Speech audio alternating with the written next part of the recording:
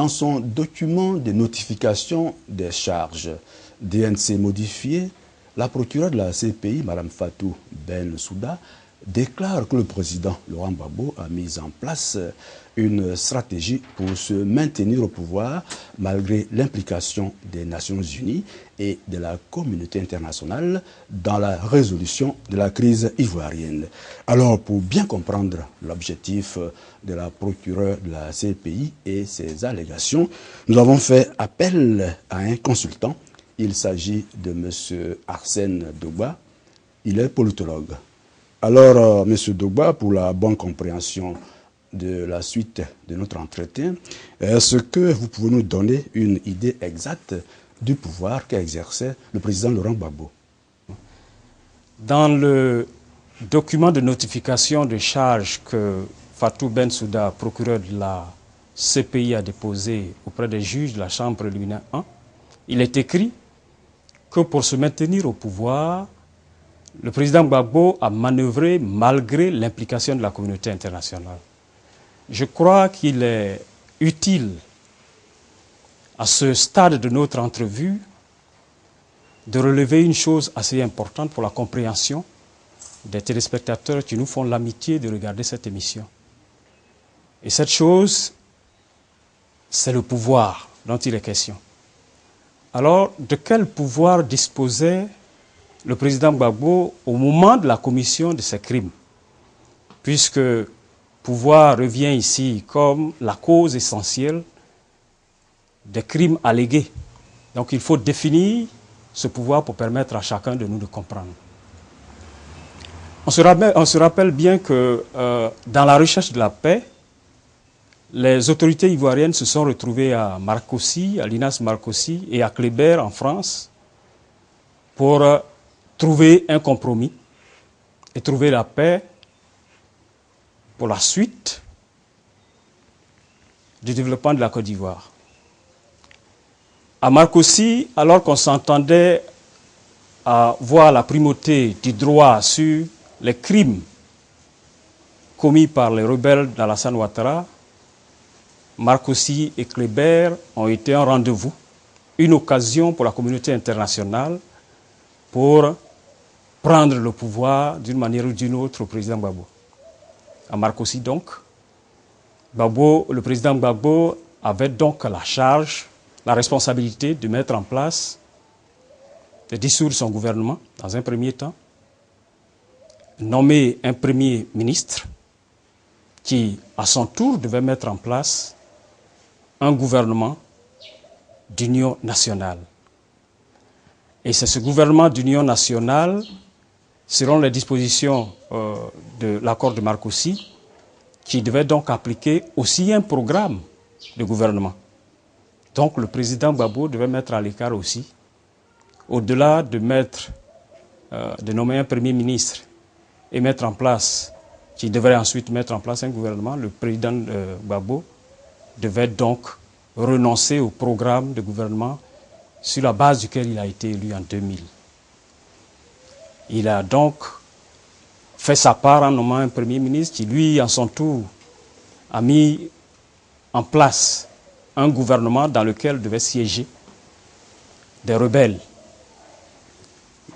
Au-delà de cela, le président Gbagbo devait aussi céder certains ministères stratégiques, comme le ministère de l'Agriculture, comme les affaires étrangères, qui sont les ministères d'État, aux rebelles.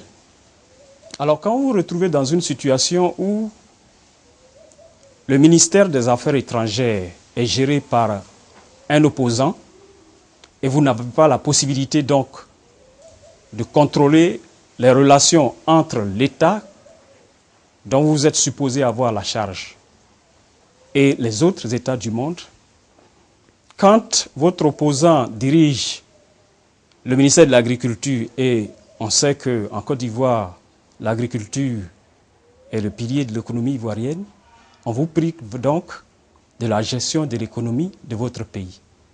Mais il n'y avait pas que ça. Le président Gbagbo, la Côte d'Ivoire était divisée en deux. Il y avait une administration dans le nord, dirigée par les rebelles, et une administration du sud sous contrôle gouvernemental. Ça voudra dire automatiquement que le président Gbagbo n'était plus le chef suprême d'une administration nationale. Il y avait aussi que la Côte d'Ivoire étant divisée en deux, il y avait deux armées qui opéraient sur le territoire ivoirien. Les responsabilités en tant que chef suprême d'une armée nationale étaient donc divisées entre le président Gbagbo et l'administration et la rébellion du Nord. Donc le président Gbagbo n'était plus le chef suprême d'une armée nationale. Vous avez donc perdu tous ces secteurs et au bout, on vous dit que le gouvernement de réconciliation a la charge de l'organisation des élections. Et ça, c'est au paragraphe 3b que c'est dit clairement des accords de Linas Marcoussis, que c'est le gouvernement de réconciliation nationale qui a la charge de l'organisation des élections. Et mieux, c'est même ce gouvernement qui fixe la date des élections. Alors, de quel pouvoir Fatou Bensouda parle? Honnêtement, quelqu'un qui se retrouve dans une situation, un chef d'État, un leader qui se retrouve dans une telle situation, où son pouvoir a été dépecé, remis à ses opposants, de quel pouvoir disposait-il pour ne pas vouloir l'organisation des élections, surtout qu'on sait qu'à Marcoussis, il n'avait plus la charge de l'organisation des élections. Alors, voilà le genre de pouvoir dont disposait le président Laurent Gbagbo. Il était au pouvoir sans avoir le pouvoir. Et c'est dans cette situation, c'est de ce pouvoir que Fatou Bensouda parle. Alors honnêtement, est-ce que pour un tel pouvoir, ces vestiges de pouvoir, on l'appellerait vestiges de pouvoir, est-ce qu'un leader normal peut prendre le risque de commettre des crimes pour courir le risque d'être poursuivi à la Cour pénale internationale? Personnellement, je ne crois pas. Donc il n'y avait aucune raison pour que le président Gbagbo prenne les risques de ne pas vouloir aller aux élections, surtout que nous savons tous que parmi les leaders ivoiriens à cette période-là, c'est le président Gbagbo qui était bien placé pour remporter les élections. Et il l'a fait d'ailleurs en 2010. Alors il n'avait aucune raison de refuser d'aller aux élections. C'est donc d'un pouvoir pratiquement qui n'était pas un que Fatou Bensouda parle. C'est pour ça que nous disons que pour un tel pouvoir qui humiliait non seulement le président, mais pour son peuple, le président Gbagbo ne prendrait jamais le risque de refuser les élections ou alors de commettre des crimes pour lesquels il serait soumis à la poursuite de la Cour pénale internationale. Et surtout que le président Gbagbo avait déjà en 2003 signé une déclaration de reconnaissance de la Cour pénale internationale.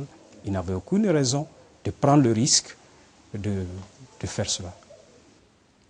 Quel rôle ont joué, n'est-ce pas, les Nations Unies dans la crise ivoirienne, parce que Bensouda insiste sur le fait que le président Laurent Gbagbo n'a pas tenu compte de l'implication de cette institution internationale dans sa volonté de conserver le pouvoir. La Côte d'Ivoire étant membre de l'ONU, selon les principes de l'ONU, l'institution aurait dû régler ce conflit par la médiation. Mais à quoi avons-nous assisté? L'ONU s'est rangée du côté de la France, je dirais même depuis les accords de Linas Marcoussis, parce que l'ONU a été à la base de la fragilisation du pouvoir du président Laurent Gbagbo, alors que ce n'est pas sa tâche. Cette question nous permet aussi de relever deux autres conflits qui ont été à la base de la dissolution de la Société des Nations, mère de l'ONU. La crise qui a opposé la Chine au Japon. Quand le Japon a annexé une partie de la Chine, l'ONU avait la responsabilité de résoudre ce conflit par la médiation. Malheureusement, les efforts de l'ONU n'ont pas marché parce que les États-Unis, n'étant pas membres de la Société des Nations, continuaient de commercer avec le Japon. Pardon. En Abyssinie, actuelle Éthiopie, quand il y a eu l'invasion de ce pays par l'Italie, la Société des Nations aussi a essayé de résoudre le problème par la médiation. Malheureusement, cette médiation n'a pas été acceptée du goût de l'Italie et au final, le Japon s'est retiré de la Société des Nations et l'Italie s'est retirée de la Société des Nations. Finalement, l'institution a été dissoute. Alors, on avait cru que sur la base de ce qui s'est passé hier, l'Organisation des Nations Unies aurait pu prendre toutes les dispositions pour ne pas que les mêmes causes produisent les mêmes effets. Malheureusement, dans le cas de la Côte d'Ivoire, on se rend compte que l'institution, et principalement le Conseil de sécurité, n'a rien appris de ce qui est arrivé à la Société des Nations. Donc l'institution s'est mise du côté de la France. Ça ne devrait pas être le cas. On a même vu que par moment, une institution, le GTI, le groupe de travail international, qui émane de l'ONU, a tenté de dissoudre le Parlement ivoirien, alors que le GTI n'en avait pas la compétence. On a même vu que, à la proclamation des résultats des élections en 2010, au lieu de se mettre du côté de la Côte d'Ivoire, donc au lieu de se mettre du côté des institutions de la Côte d'Ivoire, donc la Constitution, à travers le Conseil constitutionnel, l'ONU a préféré certifier des faux résultats. Alors, M. Dogba, revenons aux allégations de la procureure de la CPI, Mme Fatou Bensouda. Quelle était la part de responsabilité des partis impliqués dans la crise ivoirienne? Je veux parler du président de la République, du Premier ministre et du camp des rebelles. Je crois que c'est à ce niveau même qu'on voit davantage la faiblesse du dossier de Bensouda, parce qu'elle nous donne toute l'impression qu'elle ne sait pas d'où la crise est partie. On se souvient encore, je le dis plus haut, que c'est à Marcoussis que tout a été fait.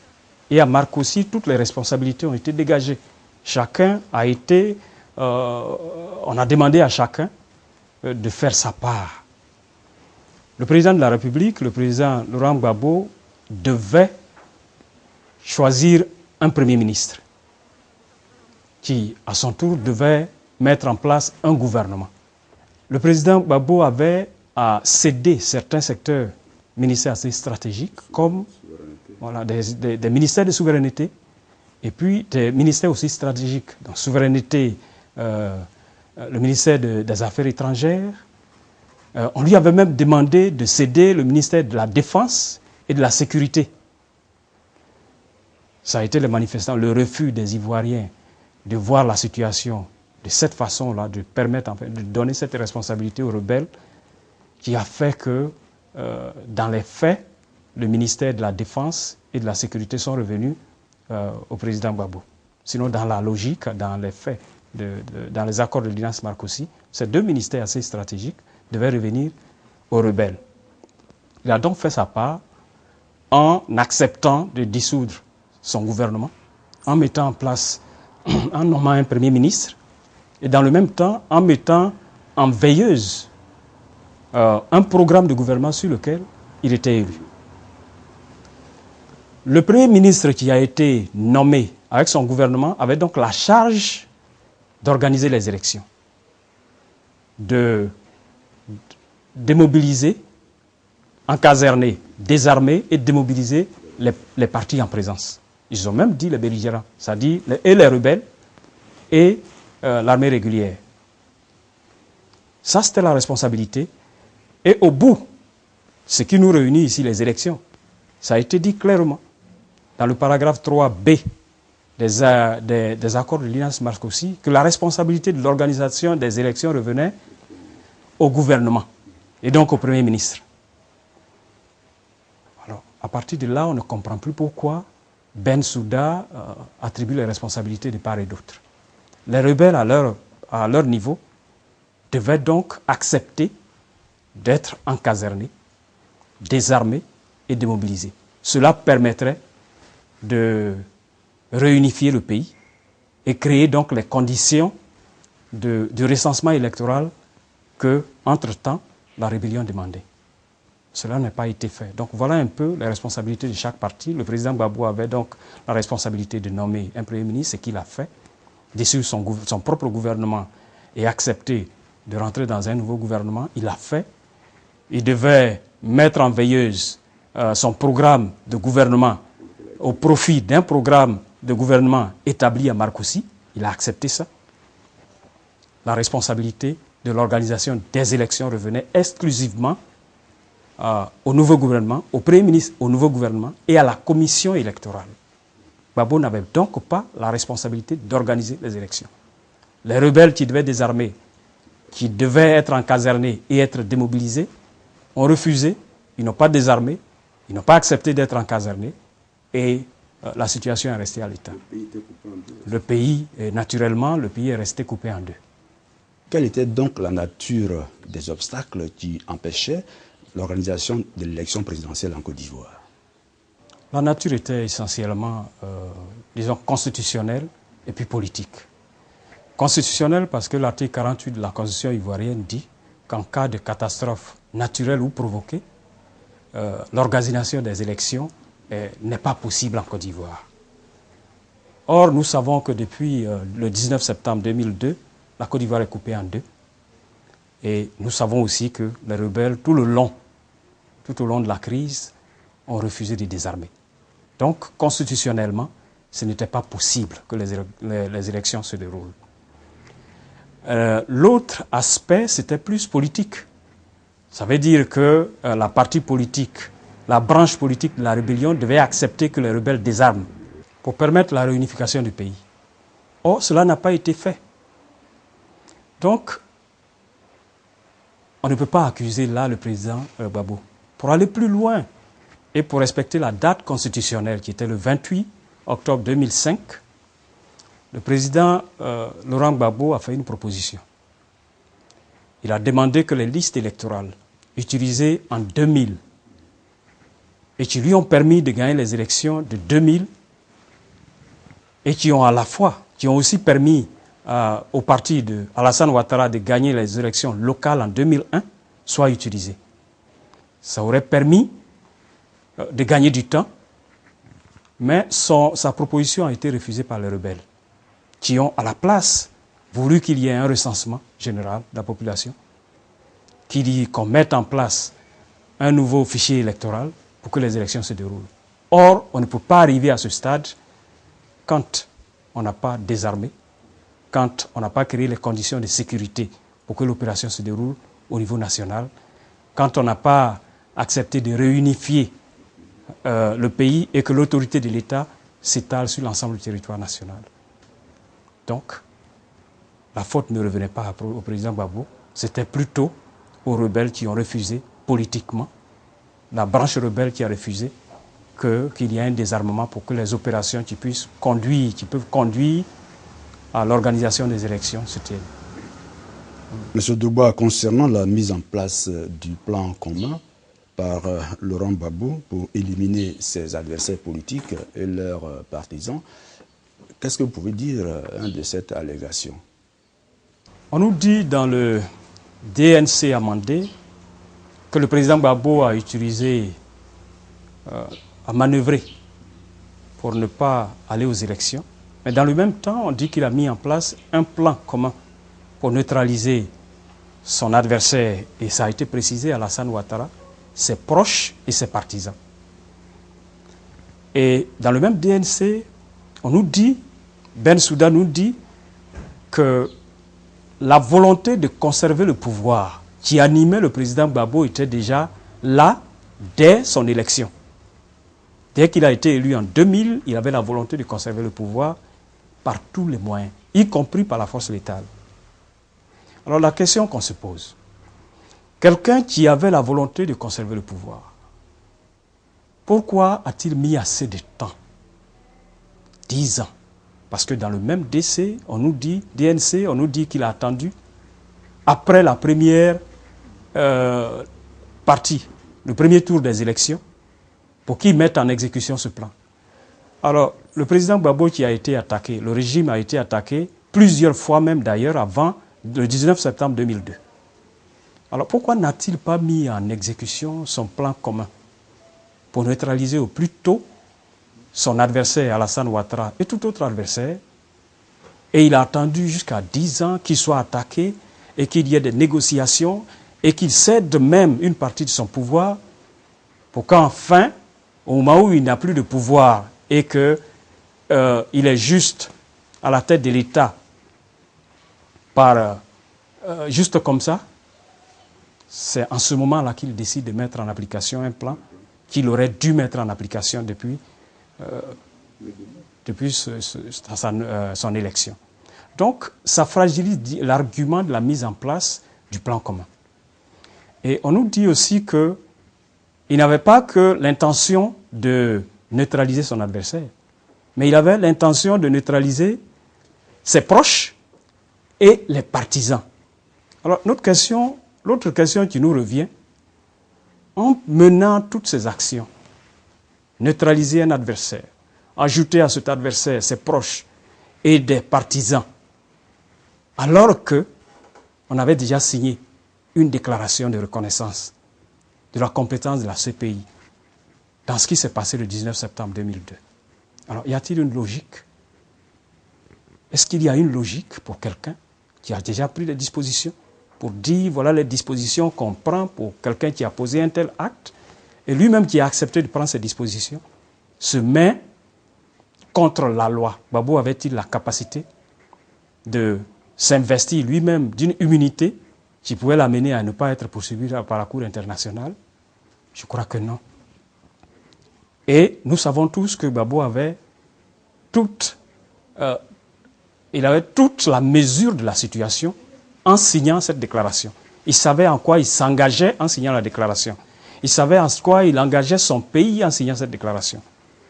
Alors, non, le président Gbagbo n'a pas mis en place un plan commun pour neutraliser son adversaire Alassane Ouattara, ses proches et ses partisans. Ce n'est pas possible, il ne l'a pas fait. C'est une vue de l'esprit de ceux qui veulent forcément mettre sous l'éteignoir un leader passe pour ses idéaux, pour sa vision pour l'Afrique. Alors, M. Debois, vous avez largement parlé des obstacles, n'est-ce pas, qui empêchaient l'organisation de l'élection présidentielle en Côte d'Ivoire. Notre entretien est terminé. Alors, qu'est-ce que vous voulez qu'on retienne de ce thème-là? Ce qu'il faut retenir de tout ce débat, c'est que les allégations de Fatou Bensouda à l'égard du président Laurent Gbagbo sont juridiquement fausses. C'est juridiquement faux et parce que le président Laurent Gbagbo n'est pas responsable des reports successifs des élections. Il a été attaqué à plusieurs reprises avant même le 19 septembre 2002. Et l'option qu'il a faite, c'est le dialogue. Il est resté dans la logique du dialogue jusqu'au bout. Ça lui a permis de faire des concessions. Ça lui a permis de prendre l'amnistie contre les rebelles. Ça lui a permis de dissoudre son gouvernement. Et ça lui a permis de se débarrasser d'une grande partie de ses pouvoirs que lui reconnaissait la Constitution ivoirienne.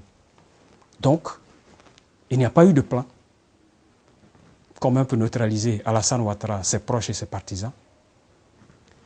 Le plan dont il s'agit est une vue de l'esprit de Mme Bensouda et de tous ceux qui le soutiennent. Merci, M. Arsène Debois, de nous avoir largement éclairé sur les allégations de la procureure de la CPI dans son document de notification des charges contre Laurent Gbagbo. Merci de nous avoir suivis.